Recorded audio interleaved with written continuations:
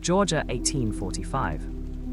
A girl named Sarah Whitmore learned to count in a strange way, not with apples or coins like other children. She counted with names. Names she carved into the wooden beam above her bedroom window. Names she whispered to herself every night before sleep came. 12 names by the time she was 8 years old, 23 by the time she was 10, 47 by the time she was 14. And by 1860, when Sarah turned 30, she had carved 63 names into that beam.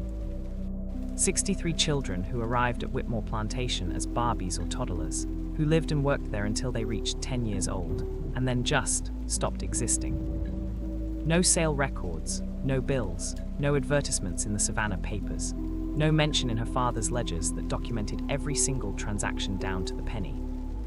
Just gone. Here's what made it worse. Sarah's father kept 3 separate ledgers, one for crops, one for household expenses, and one bound in brown leather that tracked every enslaved person on the plantation like inventory. He was obsessed with documentation. He wrote down everything: ages, skills, monetary value, where they came from, where they went. But these children, the ones who vanished at age 10, they appeared in the acquisition records, birth dates, physical descriptions, training progress. But in the sales section, nothing, just one word written in her father's careful handwriting: removed. Tell me in the comments where you're watching from. And if this is your first time on Nightmare's Legacy, subscribe right now, because what I'm about to tell you is one of the darkest mysteries in Georgia history. This is the story of Sarah Whitmore, the girl who counted 63 missing children, and the night she discovered where they really went. Whitmore Plantation sat in middle Georgia, about 30 miles south of Macon.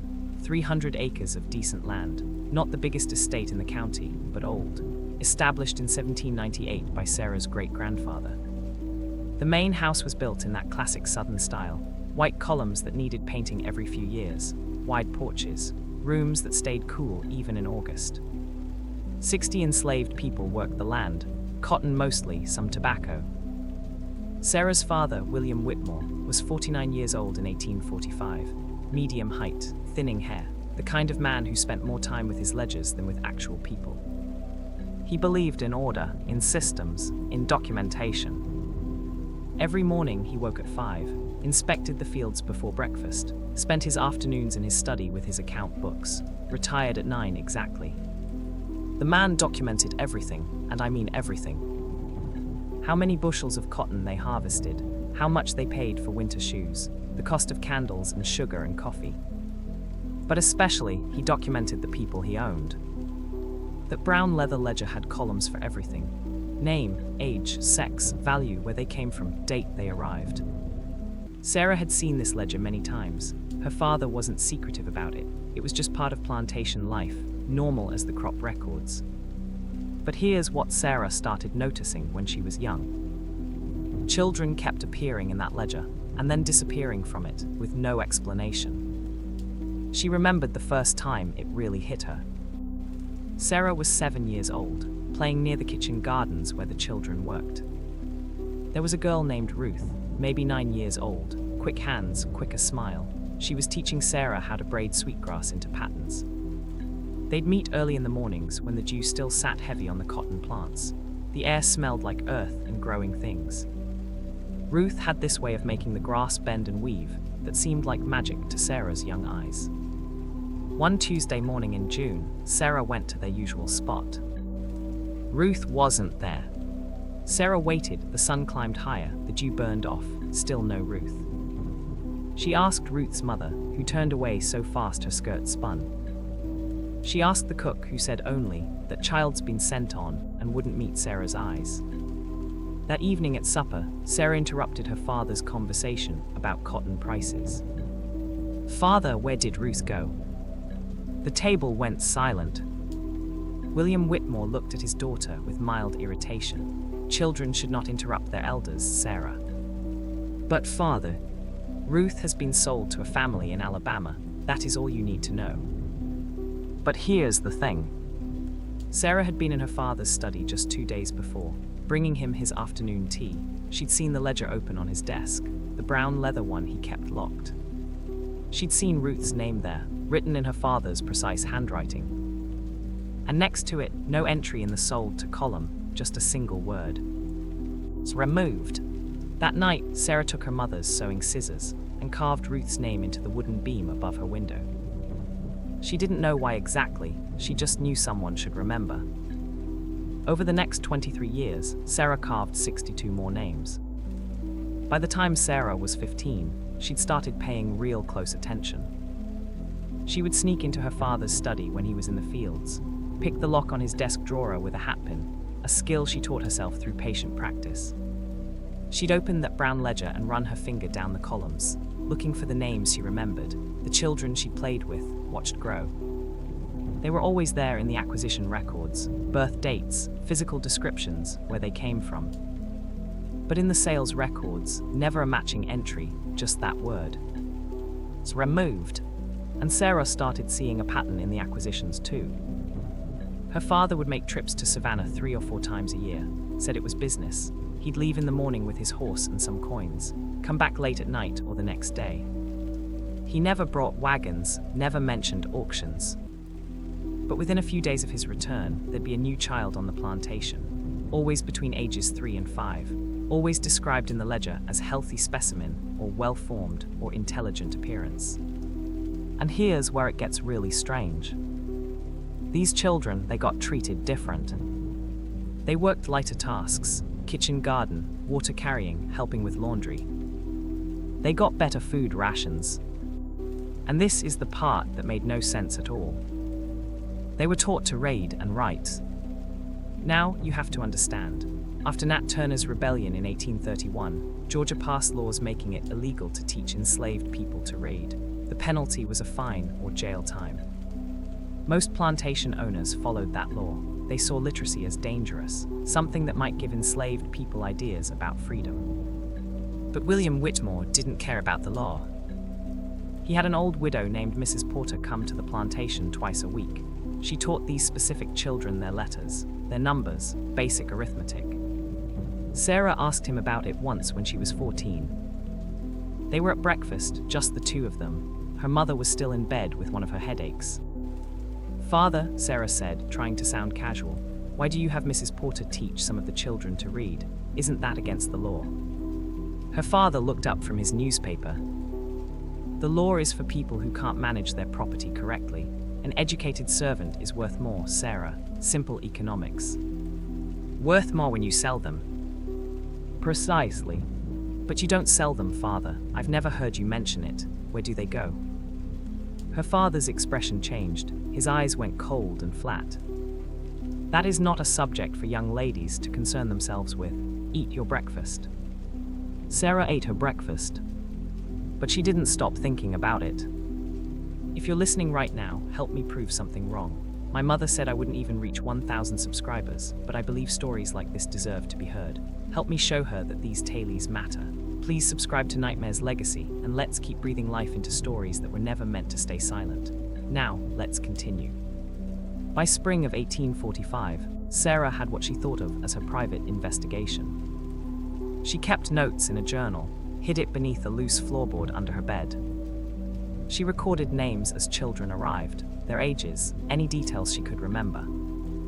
She noted the dates of her father's trips to Savannah. She documented when children disappeared, tried to calculate the exact age when it happened. The pattern was undeniable. Every child who arrived between ages 3 and 5 would disappear between ages 10 and 11. Sometimes they stayed a few months past their 10th birthday, sometimes only a few weeks. But they never reached 11, never. Sarah thought about this constantly. During her embroidery lessons with her mother, during church services, staring at the back of her father's head, at night, lying in bed and looking at those names carved above her window. Names that glowed faintly in the moonlight. She thought about what it meant. The careful selection of young children, the better treatment, the education, the systematic disappearance at age 10. Where were they going? Who was buying them? And why would someone pay more for an educated child when education was illegal? The answer, when it started coming to her, was one she didn't want to believe. She started listening more carefully around the plantation. She learned that direct questions got her nowhere. People clamped up, changed the subject, suddenly remembered urgent work. But if she was quiet and patient, if she positioned herself in the right places at the right times, she could hear things. One afternoon, she was sitting on the back porch, ostensibly reading, actually eavesdropping on two women hanging laundry. "Been happening since before I was born," one of them said, an older woman named Celia. "My mama told me about it," said old Master Whitmore, the current master's grandfather. "He's the one who started it." "Lord have mercy," the other woman shook her head. "How many children you reckon?" "Dozens, maybe more over all these years. My mama said the old master found out he could get more money selling children quiet-like than he could at public auction. No questions asked, no papers needed. Some people," she paused, lowering her voice, "they want what they want, and they're willing to pay for nobody to know about it. That's evil, pure evil. Those Barbies get treated nice their whole lives, get taught things, get fed good, and then..." She stopped, saw Sarah on the porch. Both women fell silent. Sarah pretended not to notice, kept her eyes on her book. But her hands were shaking so badly, she had to grip the book tight to keep it steady. That night, Sarah went to the quarters after dark. She'd never done this before. White family members didn't visit the quarters, especially not at night, especially not alone. But Sarah needed information, and she needed help. She knocked on a cabin near the edge of the quarters. A woman named Diana answered, one of the kitchen workers, mother to several children. Sarah had chosen her specifically because Diana had a son named Marcus, who was 9 years old. Marcus would turn 10 in March. He was running out of time. "Miss Sarah," Diana looked alarmed, glanced past Sarah into the darkness. "Is something wrong?" "I need to talk to you," Sarah said quietly, "about Marcus." Diana's face went carefully blank, expressionless. She stepped outside, pulled the door closed so her children wouldn't hear. "What about Marcus? He turns 10 in March, doesn't he?" Diana said nothing, but Sarah saw her jaw tighten, saw her hands clench into fists. "I know what happens," Sarah continued. "I've been watching for years. I know where the children go, or at least I know they don't get sold at auction like my father claims." Diana's eyes went wide with fear. "Miss Sarah, you can't talk about this. If your father finds out, you know." "I want to stop it." The words hung in the humid night air. Somewhere in the distance, a dog barked. Closer, cicadas screamed their endless song. Sarah and Diana stared at each other. "I want to stop it," Sarah repeated. "I don't know how yet, but I can't stand by and watch Marcus disappear like all the others. Don't you want to save him?" "Of course I want to save him." Diana's voice was fierce now, barely above a whisper but full of desperate intensity. "He's my son, he's my baby, but wanting and doing are different things, Miss Sarah. You're talking about going against your own father, against the whole way things work. What do you think you can do? You're 15 years old and a woman besides. Nobody's going to listen to you. And if your father finds out you're planning something," she shook her head, "he'd send you away, married off to some man in another state, locked up, declared insane. White women who make trouble have ways of disappearing too, Miss Sarah. Different ways than us, but just as permanent."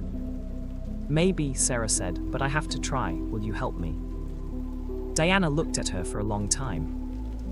Sarah saw calculation in her eyes, and hope, and fear, and the desperate, aching love of a mother for her son. Finally, she said very quietly, "What do you need?"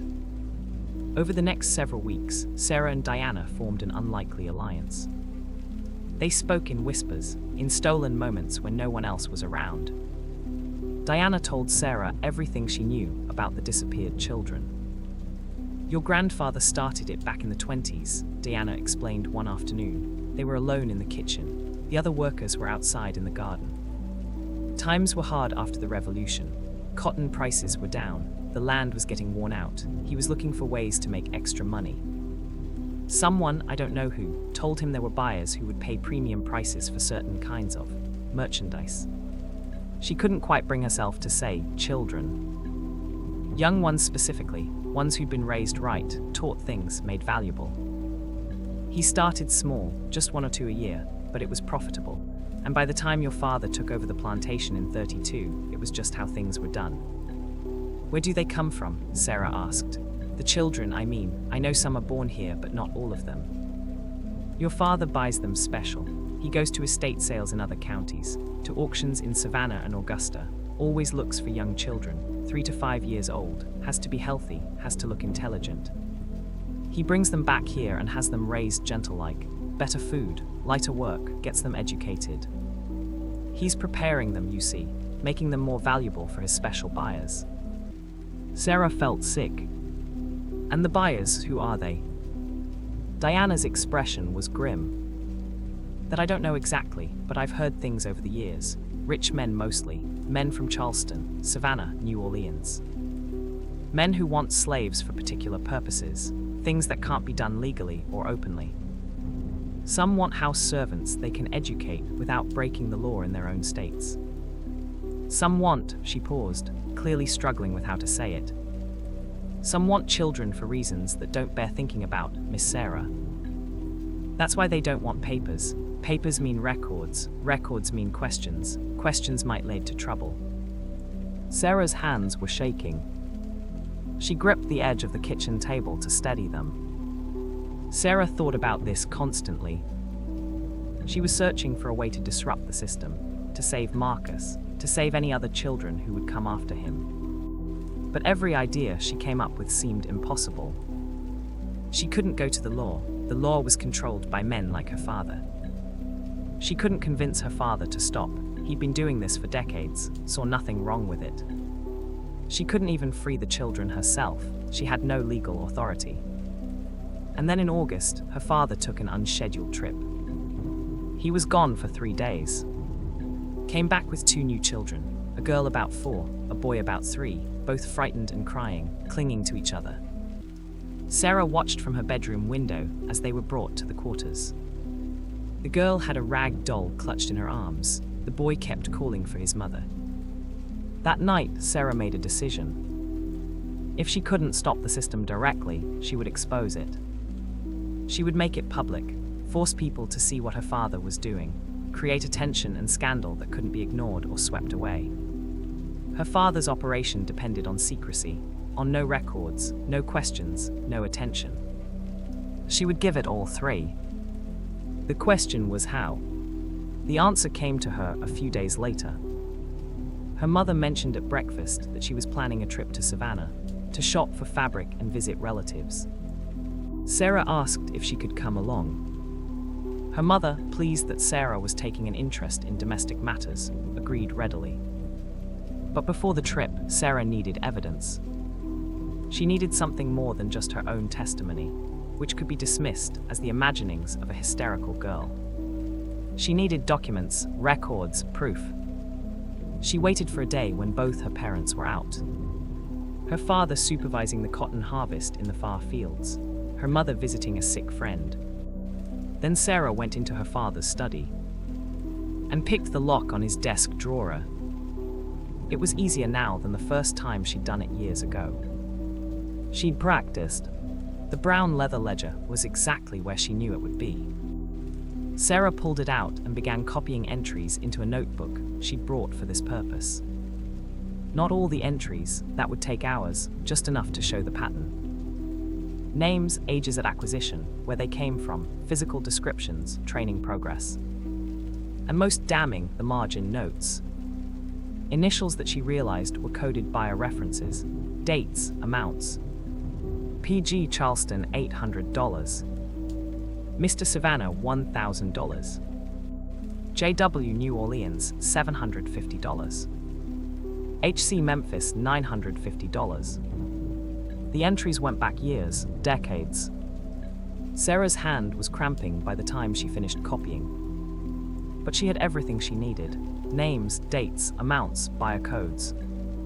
Evidence. She was just replacing the ledger when she heard footsteps in the hall. Her heart leaped into her throat. She shoved the drawer closed, too hard it made a loud bang, pocketed her notebook and stood up just as the door opened. It was her father. Sarah, he looked surprised to see her. His eyes went immediately to his desk, to the drawer, narrowed. "What are you doing in my study?" Sarah's mind raced. Her notebook felt like it was burning a hole in her pocket. I was looking for writing paper, she said, forcing her voice to stay steady. I wanted to write a letter to Catherine. William Whitmore studied her for a long moment. Could he tell she was lying? Did he notice the drawer wasn't quite closed all the way? Sarah forced herself to meet his eyes, to not look guilty.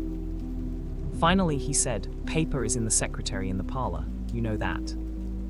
"I forgot," Sarah said. She moved toward the door. Her father didn't stop her, but she felt his eyes on her back as she left. Her skin prickled. That night, Sarah couldn't sleep. She lay awake wondering if her father suspected anything, if he'd checked his drawer, if he was at that moment discovering his ledger had been disturbed. But the next day passed normally. And the day after that. Her father said nothing. Sarah began to breathe easier. The trip to Savannah came in late August. Sarah and her mother left on a Tuesday morning, taking the carriage with 2 enslaved men to drive and attend them. The journey took most of the day, the roads rutted and dusty in the late summer heat. Sarah clutched her bag with her copied notes hidden inside. Tried to calm her racing heart. Once they arrived and her mother went off to visit relatives, Sarah excused herself. Said she wanted to look at the bookshop.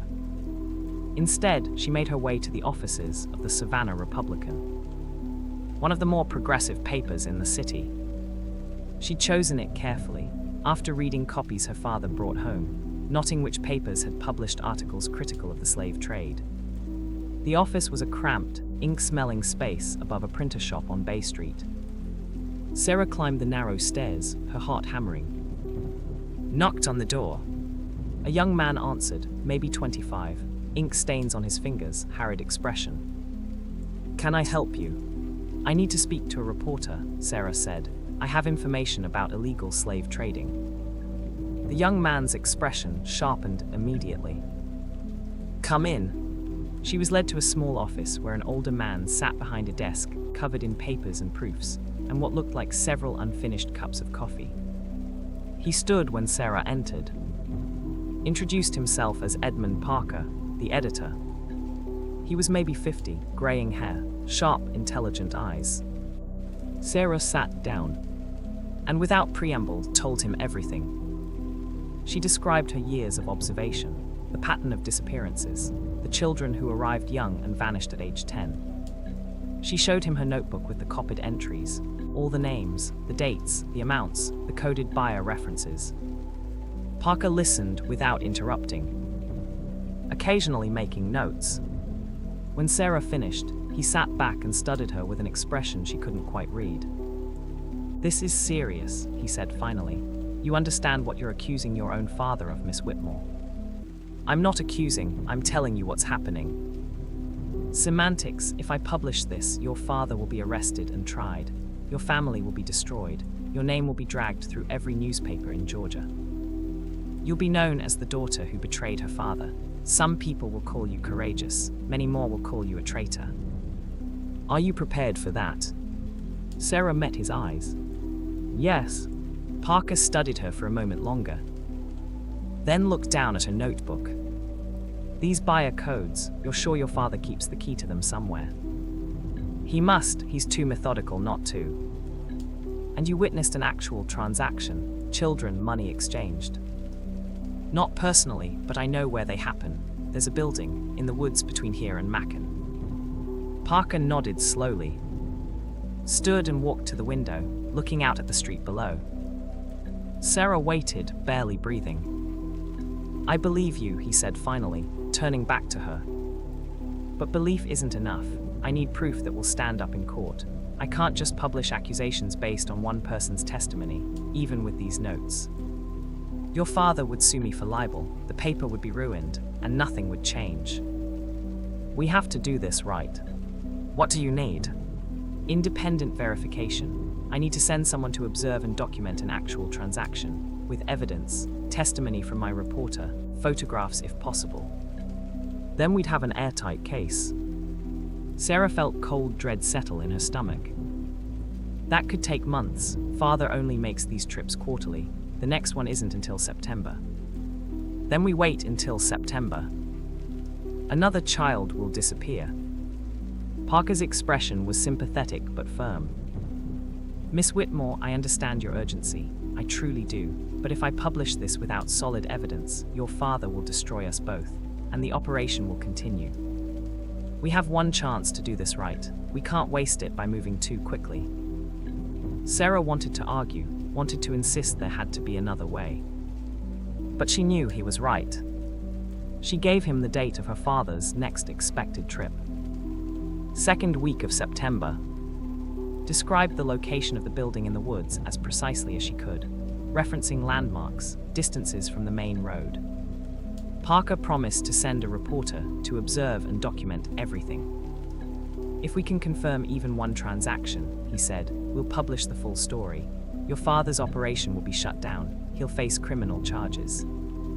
And hopefully we can track down some of the buyers too. But Miss Whitmore, he paused, making sure she was listening. You need to prepare yourself. When this breaks, your life will never be the same. Your family will be destroyed. You'll likely be disowned. Are you absolutely certain you want to do this? Sarah thought about the 63 names carved into the beam above her window. She thought about Marcus, who had less than 6 months before he turned 10. She thought about all the children who would come after him if someone didn't stop this. Yes, she said, I'm certain. She returned home with her mother that evening, and for the next 2 weeks lived in agony. She went through her routines mechanically, always wondering if her father suspected anything, if Parker's reporter would really show up, if the plan would work. She felt like she was living on the edge of a knife, balanced between hope and terror. In early September, William Whitmore announced at breakfast that he would be traveling to Savannah on September 12th. Sarah's hands tightened on her teacup so hard she thought it might shatter.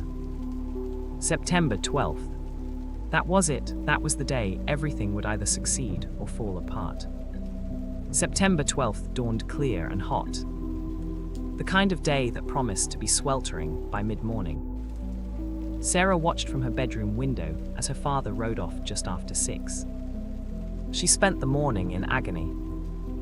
Unable to eat, unable to focus on anything. Her mother commented that she looked pale, suggested she rest. Sarah retreated to her room and paced like a caged animal. What was happening out there in the woods? Was Parker's reporter in position? Would they be able to document everything? What if her father noticed he was being watched?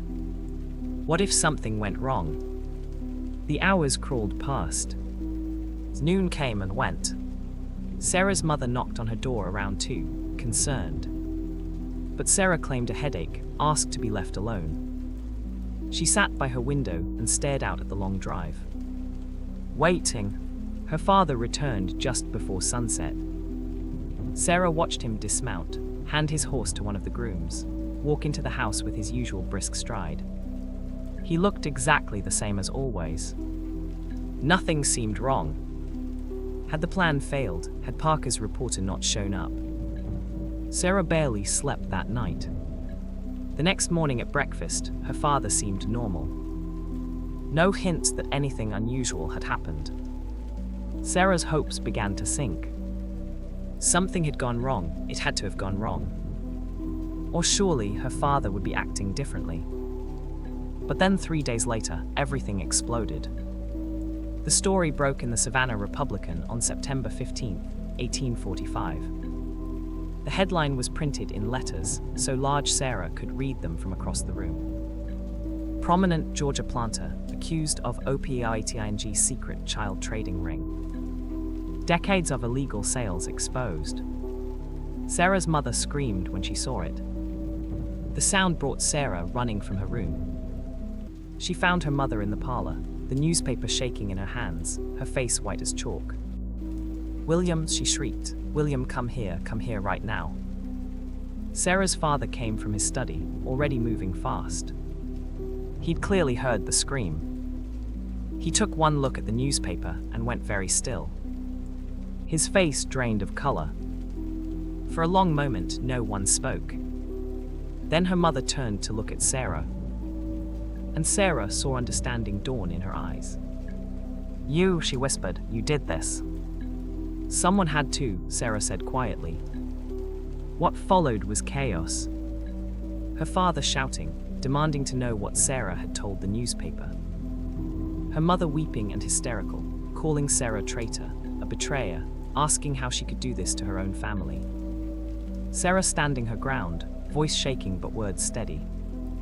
Saying she couldn't let it continue, that 63 children had disappeared, and she wouldn't let there be a 64th.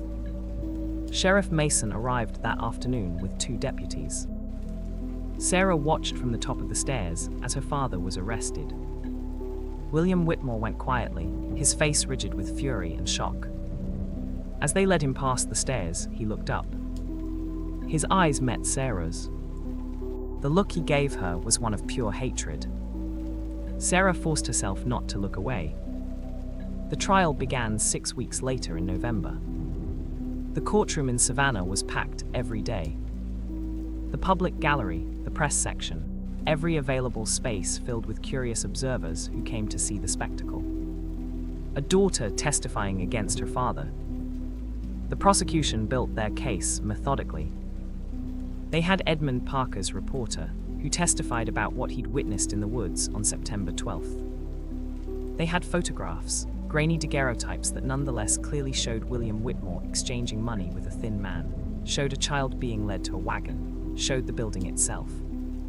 They had Sarah's testimony about what she'd observed over the years. They had testimony from Diana and other enslaved people from the plantation, who spoke reluctantly but truthfully about the pattern of disappearances. Most damning, they had the ledgers themselves. The sheriff had seized them when he arrested William. Years of entries showing children acquired, trained, and removed with no corresponding sale records. Along with the margin notes showing coded transactions worth thousands of dollars. Sarah's father's lawyer tried desperately to build a defense. He argued that his client had every right to dispose of his property as he saw fit. He tried to discredit Sarah, called her a hysterical girl who'd misunderstood innocent business dealings. He tried to suggest that the enslaved people testifying were lying in hopes of gaining freedom. But the evidence was overwhelming. The prosecution even managed to track down some of the buyers through the coded references. Several were granted immunity in exchange for testimony. And what they revealed was worse than Sarah had imagined. The buyers had purchased the children for reasons that ranged from the merely illegal to the genuinely monstrous. Some wanted educated servants, were willing to pay premium prices to avoid their own state's laws against teaching slaves to raid. Others wanted children for exploitation that made the courtroom go silent when it was described, even in the carefully euphemistic language required by decorum. Sarah was called to testify on the 3rd day of the trial. She wore a simple grey dress, kept her hands folded to stop them from shaking. The prosecutor led her through her testimony gently. When she'd first noticed the disappearances, how she'd started keeping records, what she'd witnessed, why she'd decided to go to the newspaper. Then her father's lawyer cross-examined her. And he was not gentle. He accused her of being a rebellious daughter seeking attention. Suggested she had romantic notions about abolition picked up from unsuitable reading material. Implied she was mentally unbalanced, perhaps suffering from hysteria or delusions. He asked her repeatedly why, if she was so concerned about these children, she hadn't spoken to her father directly instead of going behind his back to the press. Sarah answered every question calmly. "I did speak to my father. He told me it was none of my concern. And I went to the press because I knew no one else would listen, who would believe an enslaved person complaining about their treatment, who would investigate a respected planter based on rumor. The only way to stop what was happening was to make it impossible to ignore." On the 5th day of the trial, William Whitmore himself testified. He was calm, almost arrogant on the stand. He admitted to the transactions, but claimed he'd done nothing wrong. Enslaved people were property, he argued. He had every legal right to sell his property to whomever he wished, at whatever price he could negotiate. If he chose to do so without formal documentation, that was his prerogative as the owner. "These people are not children in the sense that white children are children," he said at one point. "They are property that must be managed for maximum efficiency and profit. I prepared them according to market demand, just as I might improve any other asset before sale. There is no crime in that." The courtroom erupted. The judge had to bang his gavel repeatedly to restore order. Sarah, sitting in the public gallery, felt sick. But her father had miscalculated badly. By admitting to the undocumented sales, he'd inadvertently confessed to tax evasion, failure to register transactions with the county clerk, both criminal offenses. And several of the buyers he'd sold to were from states where the children's subsequent treatment violated even the minimal protections afforded to enslaved people. This made him potentially guilty of conspiracy and complicit in crimes committed by others. The trial lasted 2 weeks. The jury deliberated for less than 3 hours. William Whitmore was found guilty on multiple counts: illegal trading in human beings, conspiracy, fraud, tax evasion. He was sentenced to 15 years in prison. A harsh sentence for the time, though one that still felt inadequate to Sarah given the scope of what he'd done. In addition, the plantation was seized to pay legal debts and provide compensation to victims. Sarah and her mother were left with almost nothing. Sarah's mother never forgave her. The day after the verdict, she packed her belongings and went to live with her sister in South Carolina. Refused to even say goodbye to Sarah. She sent one letter weeks later, informing Sarah that as far as she was concerned, she had no daughter. Sarah had destroyed the family, ruined the family name, brought shame on everyone connected to the Whitmore name. Sarah moved to Philadelphia in early 1846. She had nowhere else to go. The plantation was being sold off piece by piece. Her father was in prison. Her mother had disowned her. Her name was notorious throughout Georgia. Some people called her a hero, but many more called her a traitor, a betrayer. In Philadelphia, she found work with the Pennsylvania Anti-Slavery Society. They'd heard about her case. It had been covered extensively in the abolitionist press. They welcomed her. Sarah began speaking publicly about what had happened, writing articles for abolitionist newspapers, testifying before anti-slavery gatherings. She became known as the Georgia Daughter, the girl who'd exposed her own father's crimes. Some of the children who'd been sold through her father's operation were tracked down through the trial testimony. A few were returned to their birth families. Most could not be found. They disappeared into the vast apparatus of slavery, their trails gone cold. Sarah maintained contact with those few who were found, sent them what little money she could spare, tried to help in whatever small ways were available to her. She never married. She never returned to Georgia. She spent the rest of her life working for abolition, and after the Civil War ended, for the rights of freed people. She was never wealthy, never famous beyond abolitionist circles, never entirely at peace with the choices she'd made. In her later years, she wrote a memoir. It was published in 1872, when Sarah was 47 years old.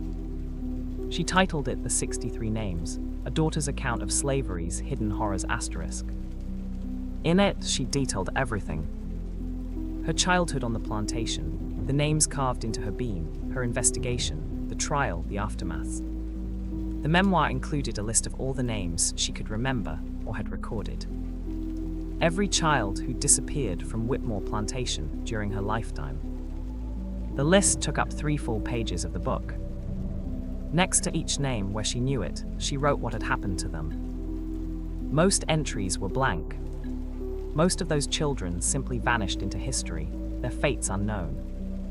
"I write these names so someone will remember," she wrote in the introduction. These children existed. They had lives, however brief and however constrained.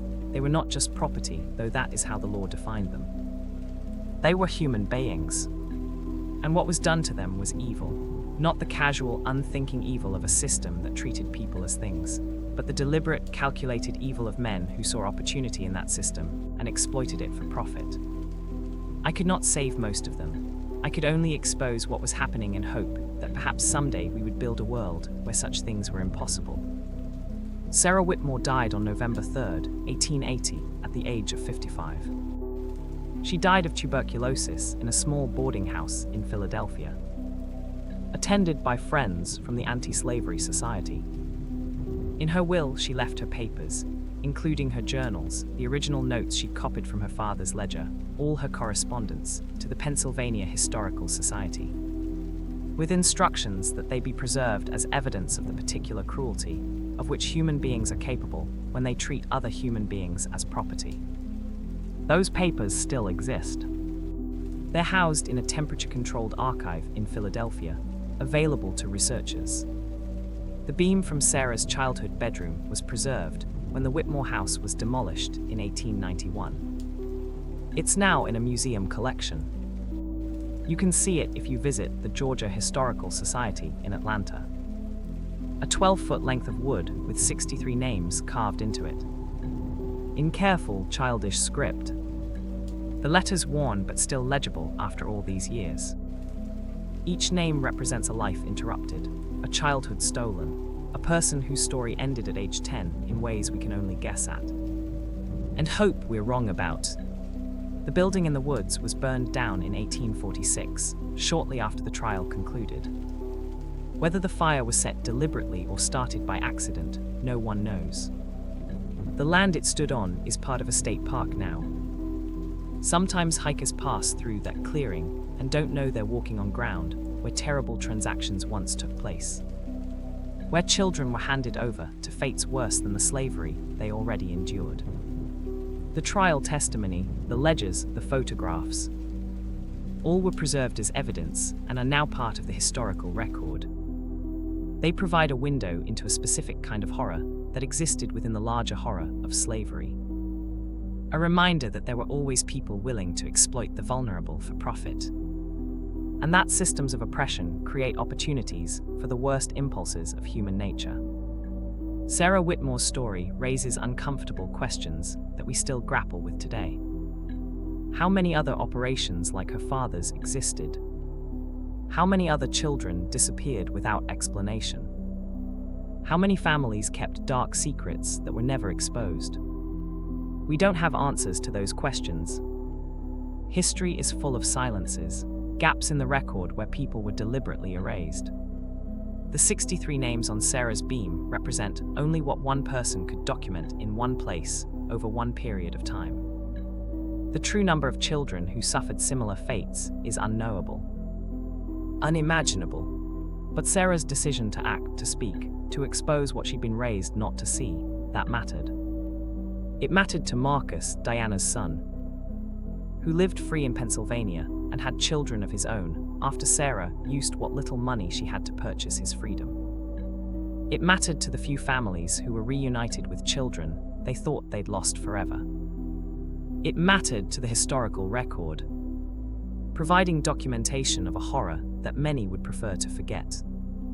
And perhaps it matters now, as we reckon with the legacies of slavery and systemic oppression. As we confront the ways in which cruelty can become routine, systematic, invisible. Georgia kept finding children who vanished at age 10. And Sarah chose not to look away. She chose to count, to remember, to carve their names where she would see them every day. She chose to act, even knowing the personal cost would be devastating. Here's the thing that haunts me about this story. Sarah Whitmore did everything right. She documented, she investigated, she gathered evidence. She went to the authorities, well, the newspaper, since the actual authorities couldn't be trusted. She exposed the truth. And you know what happened. Her father got 15 years in prison. The plantation was seized. But most of those children were never found. Most of the buyers were never caught. And operations like this, they probably continued elsewhere, just more carefully, more secretly. Because the system itself, the system that treated human beings as property, that system stayed in place for another 20 years. Until the Civil War finally ended it. Sarah destroyed her own life to save children she'd never met. She lost her family, her home, her name, her future. And she still couldn't save most of them. That's the brutal truth of it. Sometimes doing the right thing doesn't lead to a happy ending. Sometimes bearing witness is all we can do. And sometimes it has to be enough. Because the alternative is looking away. The alternative is carving those names into a beam and doing nothing. The alternative is letting it continue. Sarah Whitmore chose to act, knowing she'd lose everything, knowing she probably wouldn't succeed. She did it anyway, and 63 names got remembered. 63 children who would have been completely erased from history now have their names in a museum, in a book, in the historical record. That's not nothing. It's not enough, but it's not nothing. I want you to think about something. Right now, in 2025, there are systems of exploitation happening. Not slavery in the same form, but systems where vulnerable people disappear, where children vanish, where the powerful exploit the powerless. And there are people who see it happening, who notice the patterns, who count the disappearances. And every single one of them has to make the same choice Sarah made. Do I look away or do I act? Knowing that acting might destroy my life. Knowing that I probably won't succeed. Knowing that the system is bigger than me. Sarah's story tells us that sometimes you act anyway. Not because you'll win, not because you'll save everyone, but because someone has to count. Someone has to remember. Someone has to carve those names where they won't be forgotten. The beam from Sarah's bedroom still exists. You can go see it. 63 names in careful, childish handwriting. Ruth, Samuel, Marcus, Jacob, Eliza, Thomas, Grace, David, Hannah, Benjamin. On and on, 63 times. Each name a life, a person, a child who deserved better. Who deserved to grow up, to have a future, to be more than a line in a ledger marked, removed. Sarah couldn't give them that future. But she gave them something else. She gave them memory. She gave them witness. She gave them proof that someone saw, someone cared, someone tried. And she paid for it with everything she had. This was the story of Sarah Whitmore, the girl who counted 63 missing children. And the night she discovered where they really went. It's a story official history tried to bury. A story that was too dark, too uncomfortable, too dangerous to tell openly. But it survived anyway. In archives, in museum collections, in the historical record. Because Sarah chose to document it. Because she chose to act. Because she chose to remember. What do you think of this story? Do you believe all the truth was revealed in that trial? Or do you think there were darker secrets that remained buried? How many other operations like William Whitmore's existed in the shadows of American slavery? Leave your comments below. I read every one and I love hearing your thoughts. If you want more stories like this, stories that shine light into the darkest corners of our past, subscribe to Nightmare's Legacy and hit that notification bell. Share this video with someone who appreciates these difficult but important chapters of history. These stories need to be told. These names need to be remembered. We owe that much to the 63 children whose names Sarah carved into that beam. And to all the others whose names were never recorded at all. Thank you for listening. I'll see you in the next one.